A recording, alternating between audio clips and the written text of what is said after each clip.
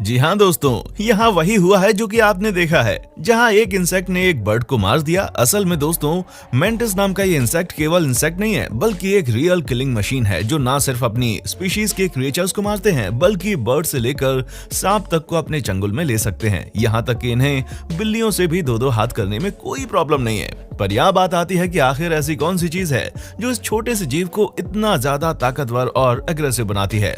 वाकई में दोस्तों, सवाल काफी ज्यादा पेचीदा है, लेकिन जवाब उससे भी ज्यादा इंटरेस्टिंग है, जिसे जानने के लिए हमारे साथ आप लास्ट तक बने रहिएगा। दोस्तों, बात जब फूड चेन की होती है तो थोड़े बहुत लॉजिक समझ आते हैं, क्योंकि बिल्लियां चूहों का शिकार करती हैं, छिपकली छोटे मोटे कीड़े मकोड़ों को खाती हैं, लेकिन ये चीज मेंटिस के ऊपर लागू नहीं होती, क्योंकि मेंटिस ऐसे इंसेक्ट हैं जो अपने शिकार को चंगुल में लेने में जरा सी भी देर नहीं करते, फिर चाहे वो कोई भी हो। जैसे कि आप यहाँ देख लीजिए कि कैसे इसने छिपकली के सिर को अपने पैरों से दबा लिया और फिर इसे खाना शुरू कर दिया। लेकिन जैसे ही छिपकली ने भागने की कोशिश की, इसने दोबारा से छिपकली के सिर को पकड़ा और मरोड़ दिया। अब इसे देखकर ये कहने में कोई बुराई नहीं है कि मेंटिस इंसेक्ट वर्ल्ड के रूलर हैं, जिसमें इनकी सबसे ज्यादा मदद इनके आगे वाले पैर करते हैं, जहां ये अपने पैरों की मदद से ही किसी भी चीज को दबोच सकते हैं। असल में दोस्तों, इनके आगे वाले पैरों का मूवमेंट इतना ज्यादा तेज होता है कि हम इंसान चाहें भी तो भी अपनी नंगी आंखों से उसे ऑब्जर्व नहीं कर सकते, और इनकी बॉडी के इसी स्ट्रक्चर की वजह से ये एक परफेक्ट किलर है। साथ ही साथ लंबी गर्दन के साथ इनके पास ट्रायंगुलर हेड है और बाकी इनका चेस्ट भी काफी ज्यादा लार्ज है, यानी कि ओवरऑल चीजों को देखा जाए तो ये अपनी बॉडी का इस्तेमाल करके अपने शिकार तक बहुत आसानी से पहुंच जाते हैं। वैसे हम आपको इनकी एक और पावर के बारे में बताना भूल गए, वो ये है कि मेंटिस अपने हेड को 180 डिग्री में रोटेट कर सकते हैं, जो कि इन्हें अपने आसपास की सराउंडिंग को देखने में मदद करता है। और क्या आपने इनके सेम ग्रिप वाले पैरों पर नजर डाली है? क्योंकि वहां पर आपको नुकीले कांटे नजर आएंगे, जिनकी मदद से ये अपने शिकार को दबोचने के बाद एक जगह पर स्थिर बनाए रखते हैं। और शायद यही कारण है कि मेंटिस को अपने शिकार से कोई मतलब नहीं, फिर चाहे क्रिकेट हो या फिर ग्रासहोपर हो या फिर कोई और इंसेक्ट हो, ये अपने मेन्यू में किसी भी चीज को रखने से पीछे नहीं हटते, फिर चाहे इन्हें अपनी प्रजाति के दूसरे मेंटिस को ही क्यों ना मारना पड़े। क्योंकि इनके मेटिंग बिहेवियर पर अगर हम जाएं तो दूसरे मेंटिस के साथ संबंध बनाते वक्त एडल्ट फीमेल उन्हें मार भी सकती हैं। पर कुछ भी कहिए, मेल मेंटिस काफी ज्यादा बहादुर होते हैं, तभी तो उन्हें पता होता है कि वो संबंध बनाते वक्त अपने साथी का भोजन भी बन सकते हैं, तो भी ये प्रोक्रिएशन करने में पीछे नहीं हटते। हाँ दोस्तों, माना कि इनका मेटिंग बिहेवियर अच्छा नहीं है, लेकिन हैरानी तब होती है जब मेंटिस सांप तक को भोजन बनाने में बिल्कुल नहीं हिचकिचाते हैं। नहीं नहीं नहीं नहीं, चिंता मत कीजिए, हम एनाकोंडा की बात नहीं कर रहे, क्योंकि वो तो इनके लिए बहुत ही ज्यादा बड़े हैं। लेकिन हाँ, मेंटिस छोटे सांपों पर जरूर वार करते हैं, और मेंटिस ऐसा बहुत ही स्पेसिफिक तरीके से करते हैं। स्टेबिलिटी बनाए रखने के लिए अपने पीछे वाले पैरों का इस्तेमाल करके मेंटिस बहुत ही शार्प अटैक करते हैं, जिसकी वजह से ये सांप को तुरंत दबोच लेते हैं। और ये पूरा प्रोसेस बहुत ही फास्ट होता है, क्योंकि अगर इन्होंने हल्की सी भी ढील छोड़ी तो सांप बहुत जल्दी ही अपने आप को बचाकर भाग जाएंगे। वो बात अलग है कि जब मेंटिस इन सांपों को दबोचते हैं तो सांप अपने आप को बचाने की कोशिश करते हैं, लेकिन मेंटिस की ग्रिप इतनी ज्यादा मजबूत होती है कि सांप खुद को छुड़ा नहीं पाते, और मेंटिस को भी अपने शिकार को मारने में कोई दिलचस्पी नहीं है। ये तो बस उसके सिर को दबोचकर उसे खाना शुरू कर देते हैं, क्योंकि इनका असली मकसद तो अपनी भूख मिटाना है, ना कि जानवरों से बदला लेना। और जब मेंटिस सांप को नहीं छोड़ते तो भला चूहे जैसे स्वादिष्ट जीव को कौन छोड़ना पसंद करेगा। क्योंकि यहाँ भी मेंटिस अपने उसी शिकार करने का तरीका आजमाते हैं और मजबूत आगे वाले पैरों से चूहे को दबोच लेते हैं और फिर इन चूहों को धीरे धीरे खाना शुरू कर देते हैं।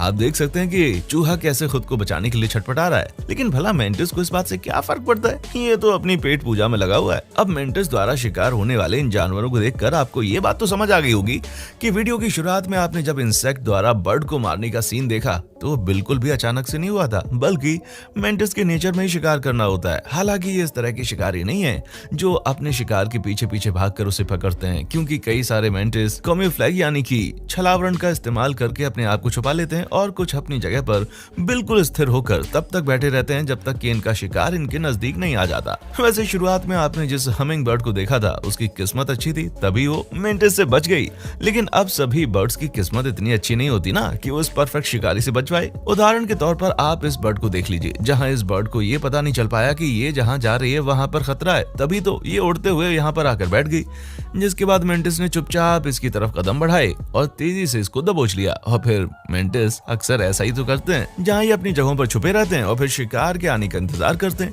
क्योंकि इन्हें पता है कि जैसे ही शिकार आएगा ये उनको ऐसे दबोचेंगे कि इनके शिकार को पता भी नहीं चल पाएगा और इन्हें कोई मेहनत भी नहीं करनी पड़ती। यानी कि आप ऐसा समझ लीजिए कि इनका खाना इनके पास खुद चलकर आता है, ठीक पिज्जा की तरह। और सबसे बेस्ट चीज तो यह है कि इन्हें उसके लिए ऑर्डर भी नहीं करना पड़ता और अपने इसी इंटेलिजेंस को यूज करके ये ना सिर्फ इस चीज का पता लगाते हैं कि इन्हें किस जगह से शिकार करना है, बल्कि इन्हें ये भी पता होता है कि शिकार को पकड़ने के लिए कितनी स्पीड, कितनी डिस्टेंस और स्ट्रेंथ चाहिए।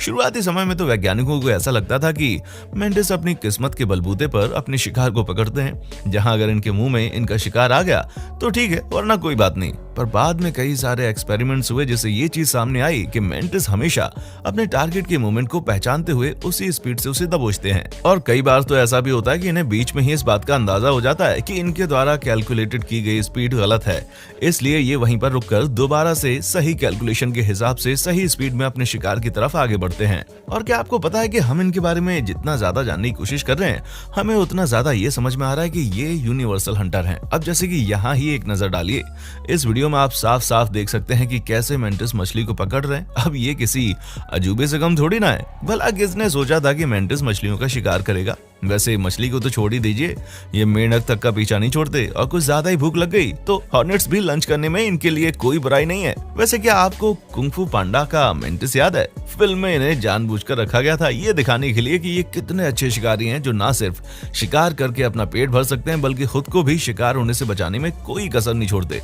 तभी तो जब ऐसा महसूस होता है कि कोई प्रेडेटर इनका शिकार करने आ रहा है, तो उसी वक्त ये अपने आगे वाले पैरों को उठाकर खुद को बड़ा दिखाने की कोशिश करते हैं। और अगर प्रेडेटर को डराने वाली ये टेक्निक काम नहीं करती तो ये अपने आगे वाले पैरों से उन्हें पिंच करने की कोशिश करते हैं और अगर फिर भी बात नहीं बनती तो काट भी लेते हैं, क्योंकि भले ही इनके जबड़े छोटे हों लेकिन इनके दांत इतने नुकीले हैं कि इनके दुश्मन को चोट पहुंचा सकते हैं। वैसे इन्हें हिसिंग साउंड निकालने के लिए भी जाना जाता है और तब इन्हें इस बात से कोई फर्क नहीं पड़ता कि इनके सामने कौन सा दुश्मन है, फिर चाहे वो बड़ी से बड़ी बिल्ली क्यों ना हो। दोस्तों, मेंटिस के बारे में इतना कुछ जानने के बाद आप भी सोच रहे होंगे कि ये वाकई में काफी खतरनाक हैं, पर हम आपको बता दें कि ये अकेले खतरनाक नहीं है, बल्कि पानी में रहने वाले इनके रिश्तेदार भी कम नहीं है। जी हाँ, मेंटिस श्रिम्प्स नॉर्मल मेंटिस से थोड़े बड़े होते हैं, जो कि कभी कभी 30 सेंटीमीटर की लेंथ के भी हो जाते हैं। जाहिर सी बात है कि जब साइज बड़ा है तो खतरा भी बढ़ ही जाएगा।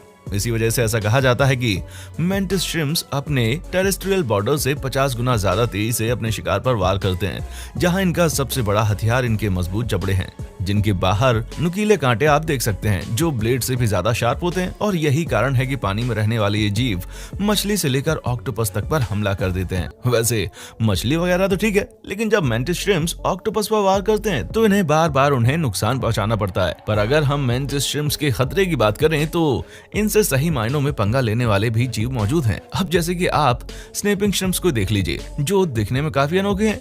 यहाँ तक कि इनके पंजे अलग अलग साइज के होते हैं, जिनमें से कुछ तो काफी छोटे होते हैं, लेकिन इनके बड़े साइज वाले पंजे इनके शिकार को दबोचने में काफी मदद करते हैं। ऐसे में जब इनका शिकार इनके सामने आता है तब ये तुरंत अपने बड़े साइज वाले पंजे को पूरी तरह से खोल लेते हैं, ताकि छोटे से चेंबर में वाटर पेनिट्रेट हो सके। और जैसे ही सही वक्त आता है, ये पूरे प्रेशर के साथ चेंबर से पानी को बाहर फेंक देते हैं। और ये पूरा प्रोसेस इतनी तेजी से होता है कि यहाँ पर बबल्स बन जाते हैं, जिनकी एक्सेलरेटिंग स्पीड 100 किलोमीटर प्रति घंटे की होती है। अब आप समझ जाइए कि ये क्रिएचर्स कितनी तेजी से अपने शिकार को दबोचते होंगे। तो दोस्तों, हमें पूरी उम्मीद है कि आपको इन यूनिवर्सल हंटर्स के बारे में जानकर काफी हैरानी हुई होगी। बाकी अपनी राय हमें नीचे कमेंट सेक्शन में जरूर बताएं और इसी तरह की इंटरेस्टिंग वीडियोस को देखते रहने के लिए चैनल को लाइक, शेयर और सब्सक्राइब करना ना भूलें। देखने के लिए शुक्रिया।